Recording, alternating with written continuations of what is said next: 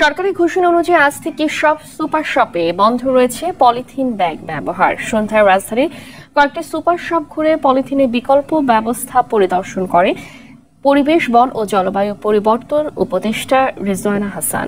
বলেন, প্রাথমিকভাবে সুপার শপগুলোতে অভিযান হলেও ক্রমান্বয়ে তা দেশের সব জায়গায় অভিযান চালানো হবে। আগামী নভেম্বর থেকে পলিথিন উৎপাদনকারী প্রতিষ্ঠানগুলোতেও অভিযান হবে বলে জানান উপদেষ্টা। এরপরও কেউ পলিথিন ব্যাগ ব্যবহার করলে আইনি ব্যবস্থা নেওয়া হবে বলে জানিয়েছেন উপদেষ্টা।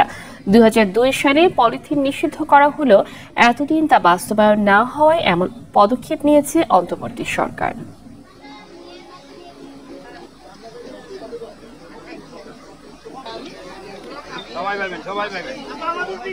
এই কাজটা হচ্ছে শুধুমাত্র পলিথিন শপিং ব্যাগের বিষয়। এখানে অনেকে প্রশ্ন করেন যে ময়লার বিনে তারা যে পলিথিনটা এখান থেকে কিনে নেন সেটার উপরে আপাতত আমাদের কোনো নিষেধাজ্ঞা নেই, কারণ আমরা এখনো বিকল্পে যেতে পারি। এখান থেকে যদি তারা কোনো কিছু কেনেন, যারা একটা প্লাস্টিকের বিস্কিটের বয়স, সেটার উপর কিন্তু কোনো নিষেধাজ্ঞা নেই। শুধুমাত্র কিনে নিয়ে যাওয়ার সময় তারা পলিথিনের ব্যাগটা নেবেন না এবং বাসা থেকেও পলিথিনের কোনো ব্যাগ আনবেন না। বর্তমান নিষেধাজ্ঞাটা হচ্ছে শুধুমাত্র পলিথিন ব্যাগের উপর, আর অন্যান্য যেগুলো পলিথিন আছে আপনার অর্থনীতির একটা বড় জায়গা জুড়ে সে আছে, তাকে রাতারাতি আপনি বন্ধ করতে পারবেন না।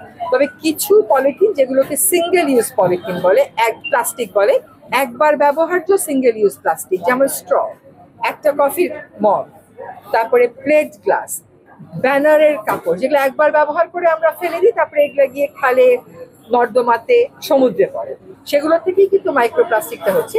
এরপরে আমরা কাজটা শুরু করব একবার ব্যবহার্য প্লাস্টিকগুলো যেন সংবেদনশীল জায়গাতে না যায়। 1 নভেম্বর থেকে দেশব্যাপী